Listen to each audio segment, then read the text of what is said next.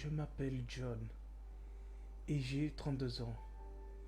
L'histoire que je vais vous raconter s'est passée il y a 20 ans. Lorsque j'étais encore un enfant, tous les étés je partais en vacances chez ma grand-mère. C'était une vieille maison.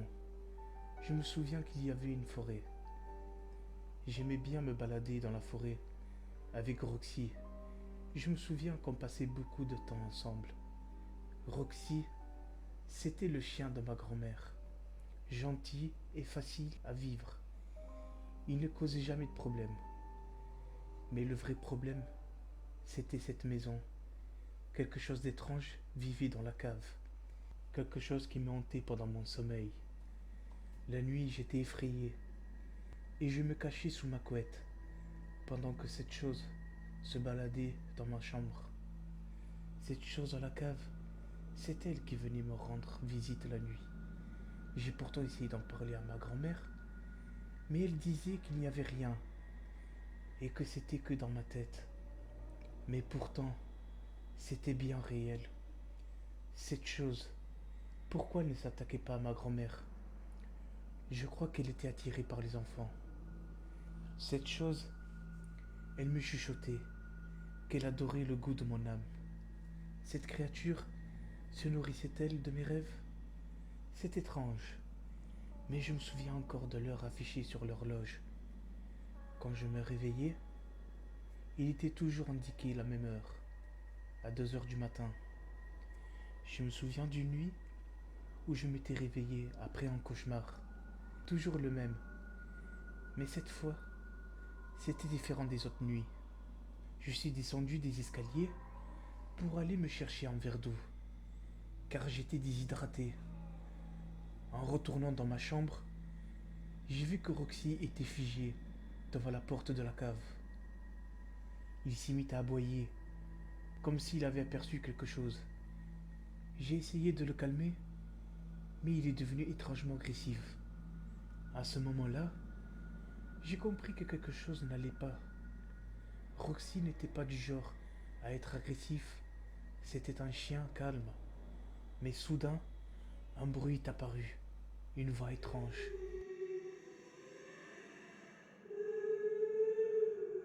J'ai compris que quelque chose n'allait pas, et il fallait que je m'en assure. Alors j'ai pris mon courage, et je suis descendu dans la cave. J'étais terrifié. En descendant les escaliers, il n'y avait rien, et la voix étrange avait disparu.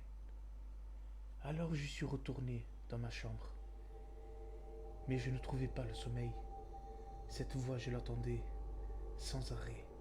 Mais soudain, une autre voix se fait entendre. Des grognements. Des grognements étranges. J'étais glacé de froid. La température avait brusquement changé. Puis quelque chose a fait son apparition et m'a attrapé les pieds.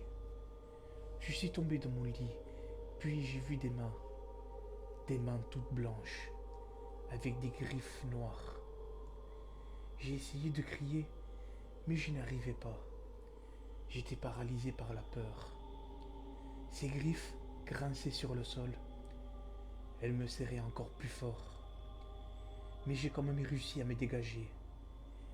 Puis j'ai couru chercher de l'aide auprès de ma grand-mère. Mais la porte de ma chambre avait disparu. Je ne comprenais plus rien. Cette chose ne voulait pas me laisser partir. Il n'y avait plus rien à faire. J'étais coincé avec cette chose. Alors je me suis assis dans mon coin en attendant le matin. J'ai cauchemardé le restant de la nuit. Le lendemain matin, après mon petit déjeuner, ma grand-mère m'a annoncé que Roxy était décédée. Quand je lui ai demandé comment c'est arrivé, elle m'a répondu qu'elle a retrouvé allongée dans la cave, sans vie. Cette chose avait tué Roxy. Et elle comptait me faire du mal aussi. J'étais sa prochaine proie. Mais personne ne me croyait. Aujourd'hui, avec le recul, je la comprends un peu. Les enfants ont beaucoup d'imagination. Mais cette fois, c'était bien réel. La nuit d'après, j'ai fait un cauchemar. Et cette chose est apparue dans mon rêve.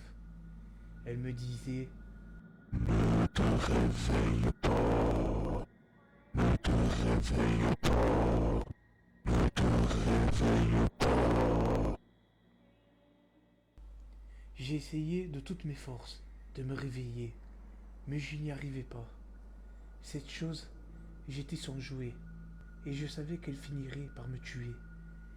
Mais j'ai fini par me réveiller, et pour la première fois, j'ai vu cette chose assise sur mon lit. Elle me fixait. J'étais terrifié. Une créature difforme. Ça ne ressemblait pas à un humain. Il n'y avait rien d'humain. Elle s'est approchée de moi. J'étais terrifié. Elle avait décidé d'en finir avec moi. J'ai crié aussi fort que je le pouvais. Et par chance, ma grand-mère est arrivée. Mais je savais que tôt ou tard, que cette chose finira par m'avoir, car elle avait décidé d'en finir avec moi. Mais par chance, mes parents avaient décidé de me ramener plus tôt que prévu à la maison. Alors le lendemain, j'étais heureux de retrouver mes parents et d'en faire rentrer chez moi. Mais je savais que les prochaines vacances, j'allais revenir ici.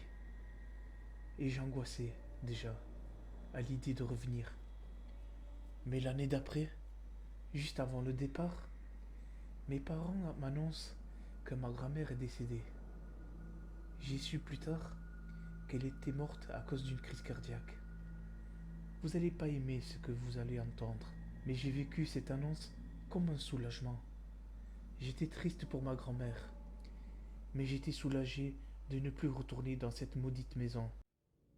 Maintenant, je vais vous dire une chose. Depuis tout ce temps, cette chose ne s'est pas nourrie depuis 20 longues années. À l'heure que je vous parle, elle doit être affamée. Si jamais vous l'entendez dans vos rêves, surtout ne vous réveillez pas. Ne te réveille pas, ne te réveille pas, ne te réveille pas.